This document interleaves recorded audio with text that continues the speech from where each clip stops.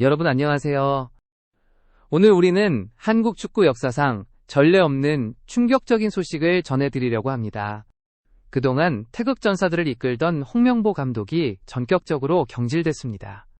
더 놀라운 건국 공백을 메올 임시감독으로 바로 우리 모두가 사랑하는 캡틴 손흥민이 나서게 됐다는 사실입니다. 한때 팀의 중심이었던 선수가 지휘봉을 잡는 이 드라마틱한 전환은 단순한 감독 교체 이상의 의미를 담고 있습니다. 축구팬으로서 이 순간이 얼마나 무겁고 또 얼마나 기막힌 역설인지죠. 역시 마음이 복잡합니다. 오늘은 이 사건의 시작과 끝 그리고 그 안에 숨겨진 진실을 하나씩 파헤쳐 보겠습니다. 홍명보 장 감독은 사실 한국 축구 역사에서 빼놓을 수 없는 이름입니다. 2014 브라질 월드컵에서 대표팀을 이끌었지만 그 대회에서의 초라한 성적은 온 국민의 실망을 자아냈고 결국 그는 감독직에서 물러났습니다. 문제는 10년이 지난 2024년 말 그가 다시 국가대표팀 감독으로 복귀했다는 점이었습니다. 많은 팬들과 전문가들이 그 임명 과정을 두고 의문을 품었습니다. 축구협회 내부 절차가 무시됐다는 의혹 정몽규 회장의 독단적 결정이라는 지적 그리고 과거 실패한 지도자를 다시 불러들인 무책임한 행정에 대한 분노가 이어졌습니다. 게다가 홍 감독은 복귀 이후 세대교체라는 명분 아래 베테랑들을 대거 제외하고 젊은 선수 중심의 팀을 꾸리려 했습니다. 겉으로는 미래를 위한 준비라고 했지만 그 과정에서 팀의 상징이자 주장인 손흥민을 포함한 여러 베테랑 선수들이 소외되었습니다. 월드컵과 아시안컵을 수차례 이끌며 한국 축구의 부흥을 이끈 손흥민에게조차 불신의 시선을 보냈던 것이죠. 결과적으로 팀은 경기력 저하와 내부 불화를 겪으며 와해의 길을 걸었습니다. 이번 경질은 단순히 한 감독의 해임이 아니라 지난 2년간 누적된 불만과 갈등이 폭발한 결과라고 할 수 있습니다. 오래된 과거에서부터 시작되었습니다. 많은 팬들이 기억하는 2014 브라질 월드컵은 그 시작점이었습니다. 그 당시 손흥민은 막 22살의 어린 선수였고 유럽 무대에서 가능성을 인정받던 기대주였습니다. 그는 어린 나이에도 불구하고 한국 축구의 미래라는 엄청난 기대를 짊어지고 월드컵 무대에 섰습니다. 하지만 팀은 조별리그에서 처참하게 탈락했고 경기 후 눈물을 흘리며 고개를 숙이던 손흥민의 모습은 아직도 축구 팬들에게 잊히지 않는 장면입니다. 그때 손흥민에게 월드컵은 꿈이자 악몽이었습니다. 그는 어리지만 최선을 다해 뛰었고 경기장에서 울부짖으며 자신의 한계를 넘어서려 했습니다. 하지만 홍명보 감독은 그 젊은 에이스에게 충분한 보호막이 되어주지 못했습니다. 오히려 실수나 부진에 대한 책임을 어린 선수들에게 돌렸다는 평가가 많았습니다. 특히 손흥민은 대중의 비난과 압박 속에 더 깊은 상처를 입었고 이때부터 두 사람 사이에는 보이지 않는 벽이 생겼다고 합니다. 월드컵 이후 홍명보 감독은 지휘봉을 내려놓았지만 손흥민은 그 후로도 유럽에서 꾸준히 성장하며 한국 축구의 간판 스타로 자리 잡았습니다. 그는 EPL 토트넘에서 주장원장을 차며 팀을 이끌었고 아시안컵과 월드컵 아시안게임 등 국제무대에서 늘 대표팀의 구심점이었습니다. 반면 홍명보는 지도자로서 뚜렷한 성공을 거두지 못한 채 한동안 대표팀과 거리를 두었습니다. 이렇게 다른 길을 걸어온 두 사람이 10년 만에 다시 감독과 주장으로 만난 것은 어쩌면 필연적인 충돌을 예고한 셈이었습니다. 2024년 말 홍명보 감독이 전격적으로 복귀했을 때 많은 사람들은 손흥민이 주장으로서 경험을 살려 감독과 손발을 맞출 것이라 예상했습니다. 그러나 현실은 달랐습니다.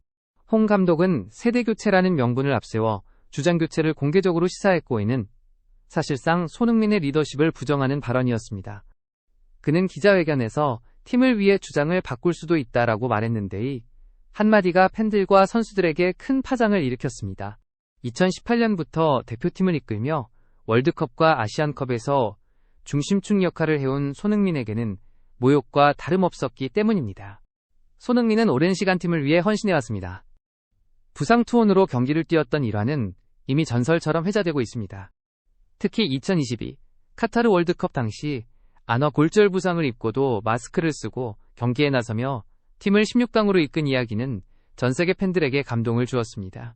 그럼에도 불구하고 홍명보 감독은 이런 헌신을 평가절하하고 경험 많은 베테랑들을 뒤로한 채 젊은 선수들 위주로 팀을 재편하려 했습니다. 갈등은 훈련과 경기 준비 과정에서도 표면화되었습니다. 손흥민은 대표팀의 전술적 문제와 훈련 강도 선수 기용 방식에 대해 여러 차례 의견을 냈지만 홍 감독은 이를 무시하거나 받아들이지 않았다고 합니다. 내부 관계자들에 따르면 회의 자리에서 두 사람이 공개적으로 언성을 높인 적도 있었으며 팀 분위기는 점점 냉각되어 갔습니다.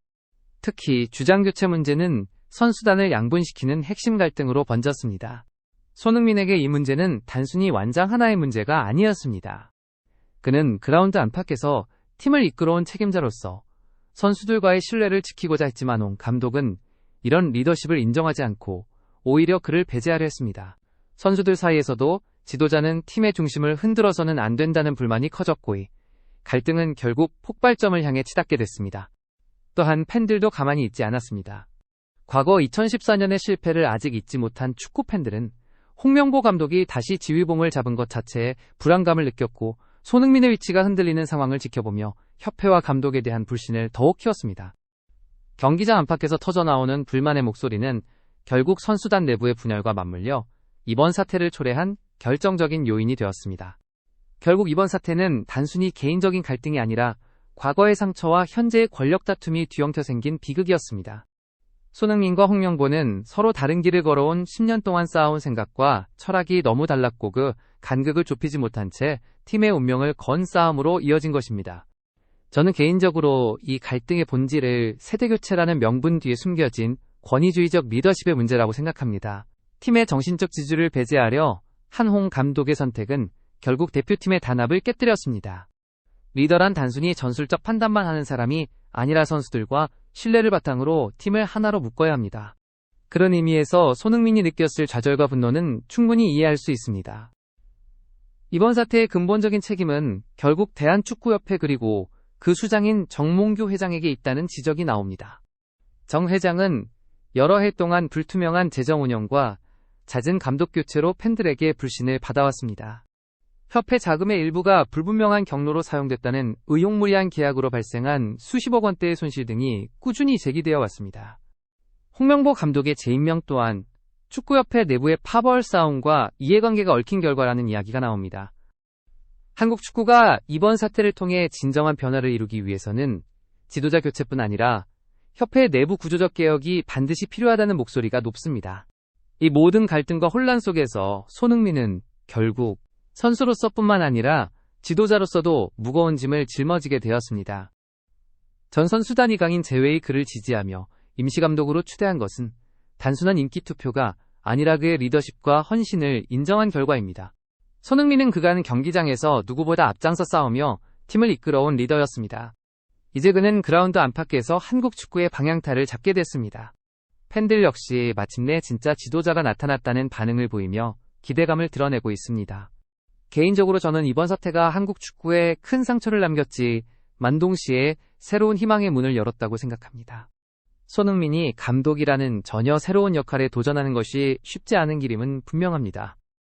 하지만 그가 보여온 투지와 책임감이라면 위기를 기회로 바꾸는 데 충분히 성공할 수 있다고 봅니다. 한편 축구협회가 이번 사건을 통해 교훈을 얻고 투명하고 공정한 리더십을 세울 수 있을지가 더 중요합니다. 그렇지 않다면 아무리 훌륭한 지도자가 나타나도 같은 비극은 반복될 것입니다. 오늘 준비한 이야기는 여기까지입니다. 혼란 속에서도 팬들의 사랑과 믿음을 지키기 위해 싸우고 있는 손흥민과 선수단의 용기를 여러분도 함께 응원해 주시길 바랍니다. 영상 끝까지 시청해 주셔서 정말 감사합니다. 이 영상이 마음에 드셨다면 구독과 좋아요 버튼 꼭 눌러주시고 앞으로도 더 흥미롭고 진솔한 축구 이야기를 들고 찾아오겠습니다. 다음 영상에서 또 만나요.